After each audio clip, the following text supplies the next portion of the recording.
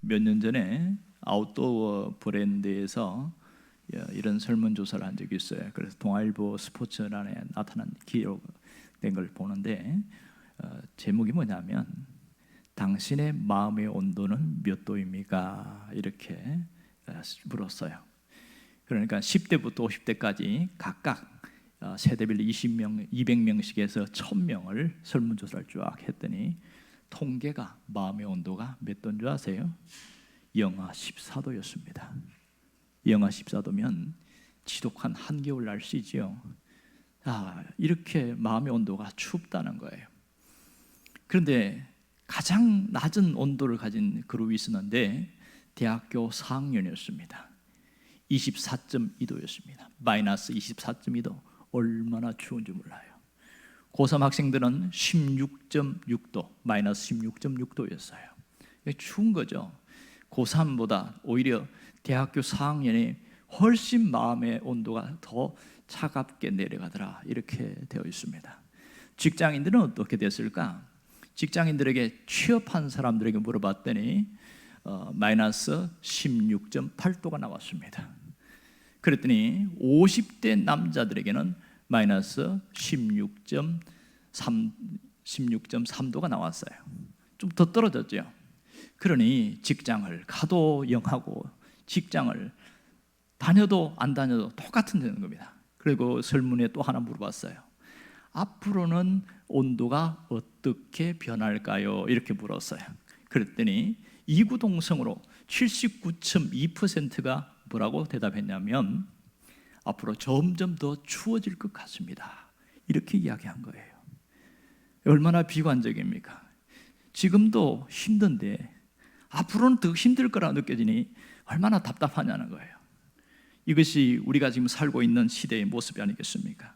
여러분, 어떤 분이 그런 얘기를 하더라고요. 너무 살기가 힘드니까 절망을 하며 사는데 절망도 익숙해지면 몸에 밴다, 이렇게 말합니다. 절망도 계속 반복되어지니까 몸에 익숙해지더라, 이런 얘기를 하는 겁니다. 그러면서 앞으로 잘 될 거야, 그런 희망 고문보다는 차라리 현실에 절망하면서 사는 게 훨씬 낫다, 그런 얘기를 하는 거예요. 마음이 많이 무겁더라고요. 얼마나 힘겹게 살아가는가 하는 것을 잘 보여주고 있는 그런 우리의 모습입니다. 오늘 본문에도 보면 마음의 온도가 영하로 뚝 떨어진 여인을 만나게 되어집니다. 그 여인은 바로 한나라는 여인입니다. 이 사무엘상은 이제 과도기 사사 시대에서 왕정 시대로 넘어가는 그 과도기에 있습니다. 그때에 한나라는 여인이 있는데 그 남편이 엘가나입니다. 레이지파의 사람이었는데 어쩌다가 자식을 못 낳았어요. 그래서 자식을 낳기 위해서 아무리 기다려도 안 되니까 할 수 없이 첩을 얻었는데 그 여자가 분인나였습니다. 자, 이렇게 같이 한 집에 두 여자가 사니 얼마나 힘듭니까? 문제는 분인나가 자식을 여러 명 낳은 거예요. 이런 상황 속에 한나는 마음의 온도가 더 추워지기 시작합니다. 마이너스 14도가 아니라 훨씬 더 추웠을 거예요. 굉장히 힘든 현실이 나옵니다. 2절에 보면 이렇게 나와 있어요. 분인나에게는 자식이 있고 한나에게는 자식이 없더라. 안 그래도 한나에게 자식이 없더라, 그냥 그렇게 해도 되는데 이 분인나를 비교해서 이렇게 대치한 상황에서 보여주고 있습니다. 이 한나가 얼마나 힘이 들었는지 알겠지요. 더 충격적인 건 뭔지 아세요? 6절을 보면 뭐라고 그러냐면 여호와께서 그에게 임신하지 못하게 하셨다, 이렇게 이야기하는 거예요. 지금 이 한나가 자식을 낳지 못하는 이유가 하나님 때문이라는 거예요. 하나님이 대문을 닫아버렸기 때문에 못 낳는다는 거예요. 얼마나 더 황당합니까 이게. 여기서 더 비참한 건 뭔지 아세요?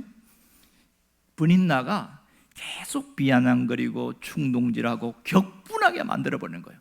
그 순진하고 착한 여자를 아주 못된 여자가 되게끔 만드는데 여기 보면 적수인 분인나가 그를 심히 격분하게 하여 괴롭게 하더라. 이거는 살 수가 없는 거예요. 살 수가. 그런 상황으로 몰려버려 있습니다. 여러분, 이 비참한 상황에 몰리면 두 가지를 생각합니다. 어떻게 하면 저 여자를 복수할까? 복수에 대한 칼을 갈든지 아니면 자포자기하면서 죽어버릴까를 생각합니다. 이 한나는 이러지도 저러지도 못하는 상황, 그 답답한 상황이었습니다. 그가 선택한 것은 기도였어요. 이 엘가나가 1년에 한 번씩 이렇게 여호와의 전 성막이 있는 실로에 올라갈 때에 한나도 같이 가게 된 거예요. 거기서 기도하게 되어집니다. 10절을 보면 그의 기도가 얼마나 절절한지 잘 나타나 있습니다. 한나가 마음이 괴로워서 여호와께 기도하고 통곡하며 얼마나 그렇게 힘들었는지 알겠지요. 그냥 기도하였더라 그러면 되는데 기도하면서 통곡하면서 기도했어요. 그 속에 그 응어려진 마음이 얼마나 괴로웠는지를 알고 있습니다. 자, 그러면 이 무슨 기도를 했을까요? 자신에게 비수를 꼽는 번익날을 위해서 기도했을까요? 아니면 너무너무 살기 힘들어서 죽을 것 같다고 해서 정말 죽고 싶은 심정으로 그냥 나 죽고 싶어요, 포기하는 심정으로 기도했을까요? 도대체 한나의 기도의 내용이 뭐냐고요? 한나가 무슨 기도했는지 성경에 잘 나와 있습니다. 11절에 보면 한나가 무슨 기도했는지 두 가지를 이야기하고 있어요. 하나님, 나의 고통을 돌봐주시고 나를 기억해 주세요. 이게 첫 번째 기도예요. 하나님, 내 기도를 들어주세요. 첫 번째예요. 두 번째는 아들을 주세요. 진짜 기도는 두 번째죠. 아들을 주세요. 아들을 주시면은 내가 하나님께 드리겠습니다. 이렇게 기도를 하네요. 기가 막힙니다. 그의 기도에 참 이렇게 간절히 기도하는데 소리를 내서 기도하면 기도하는구나 알겠는데 입만 그냥 뻥긋하고 가슴에서 그냥 으끗거리면서 기도하는 거예요.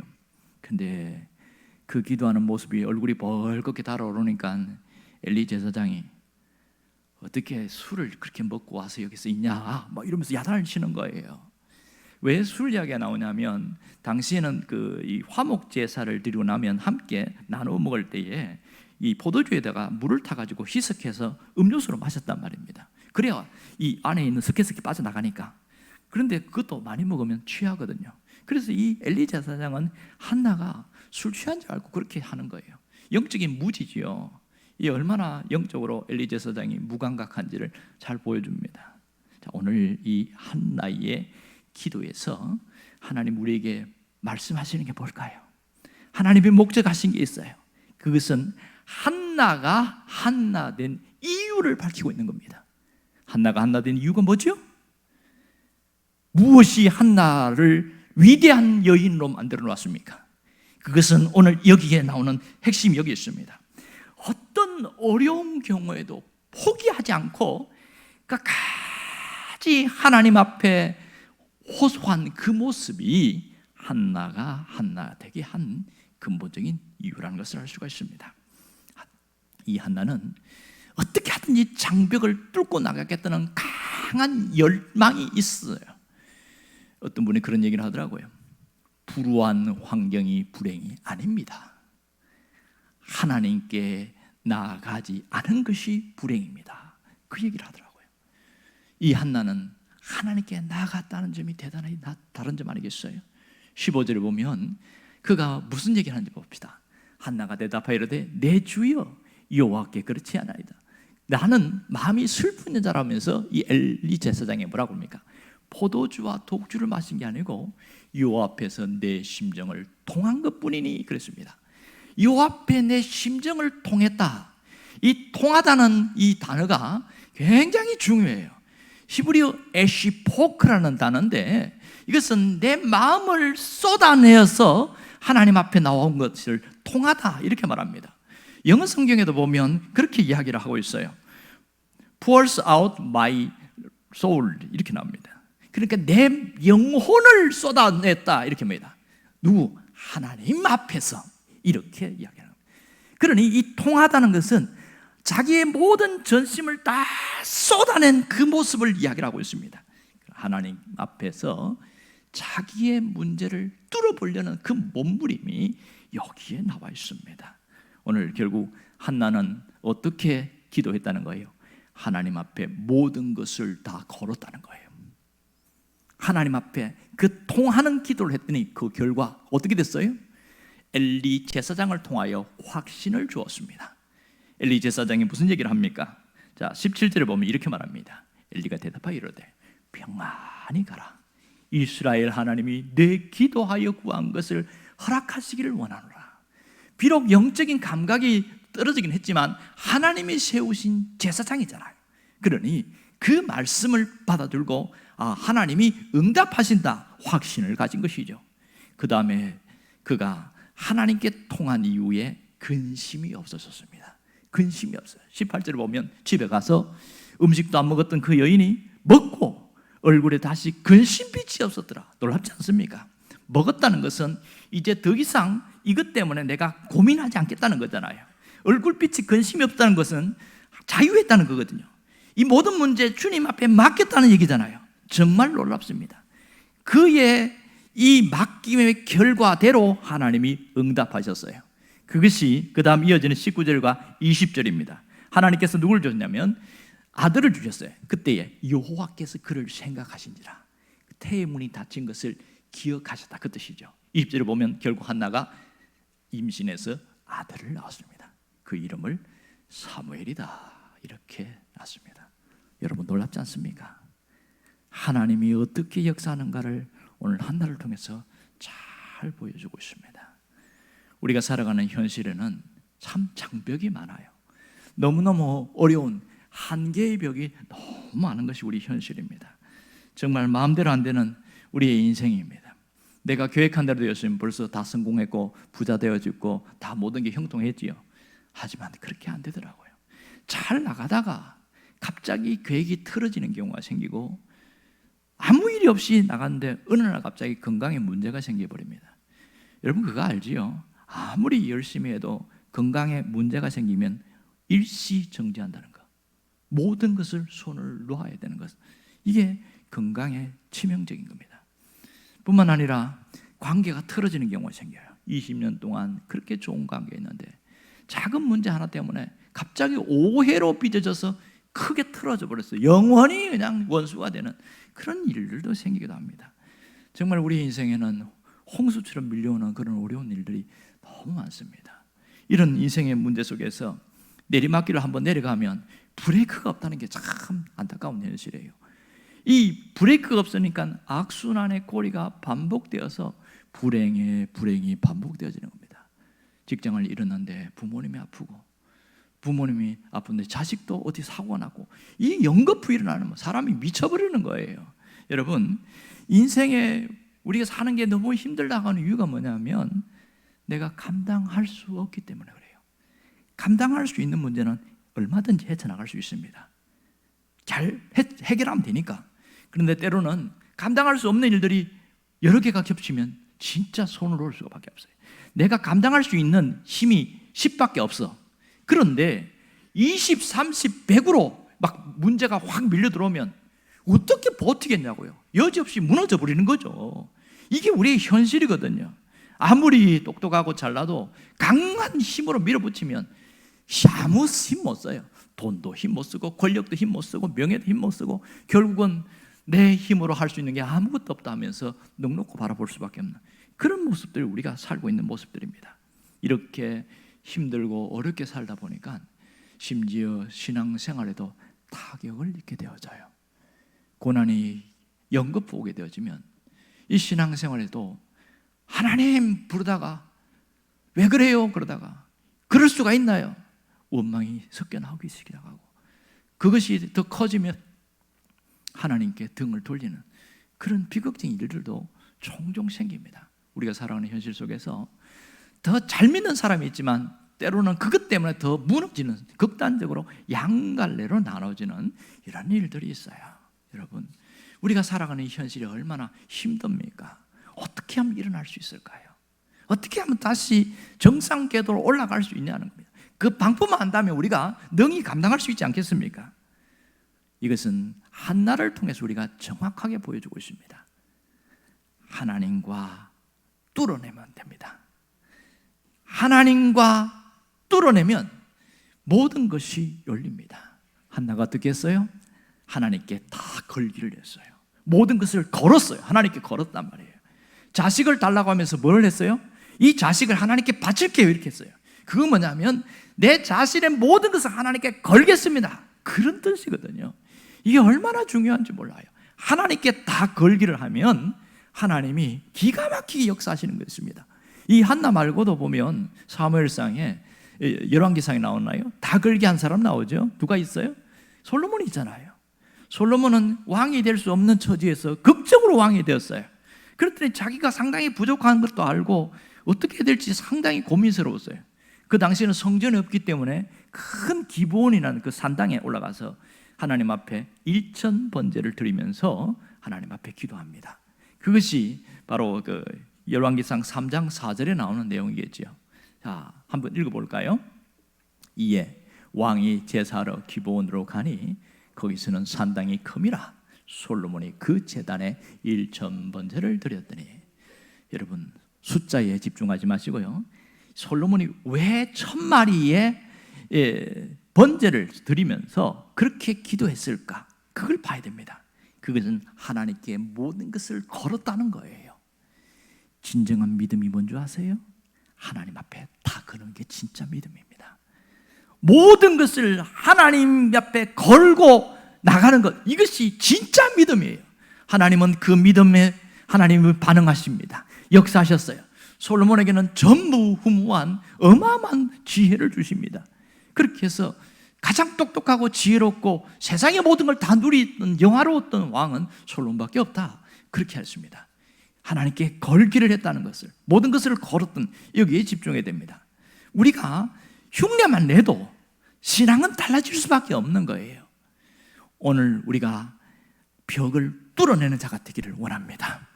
문제의 장벽을 뚫어내는 자가 되기를 원합니다. 아무리 강한 장벽도 하나님 앞에 다 걸게 하는 사람은 뚫어낼 수가 있습니다. 여러분 그 열대어 중에서 피라냐 아시죠? 피라냐, 아주 무시무시한 아마존 강에만 잘 사는 그 열대를, 아주 어린 새끼들을 데려가고 수족관에서 키우는 사람들이 있어요. 이거 불법이거든요. 근데 키우는데 실험하려고 키웠어요. 한참. 그런데 얘들은 얼마나 강한 이빨이, 그냥 뭐 동물이든지 뭐 뼈도 당 으스러버리는 그런 강력한 이빨을 갖고 있잖아요. 근데 큰 수조에다가 유리벽을 이렇게 세워놓고 피라미를 이렇게 어떻게 하는 거 봤어요. 그랬더니 이 벽이, 유리벽이 하얘니까 안 보이잖아요.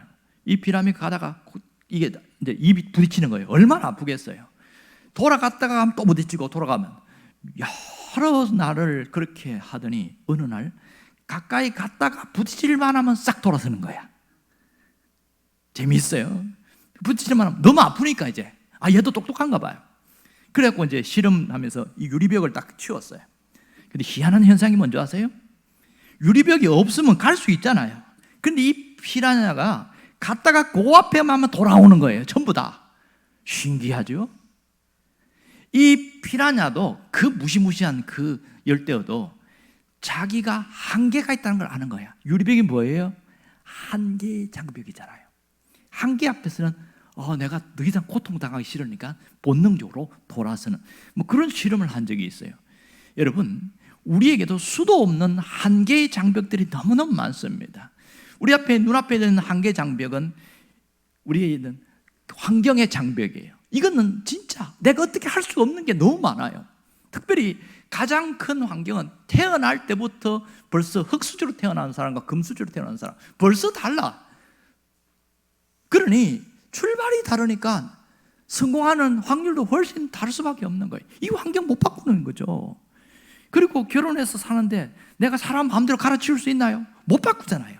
환경의 장벽이 있어서 우리는 굉장한 힘이 듭니다. 또 하나는 생명의 장벽이 있어요.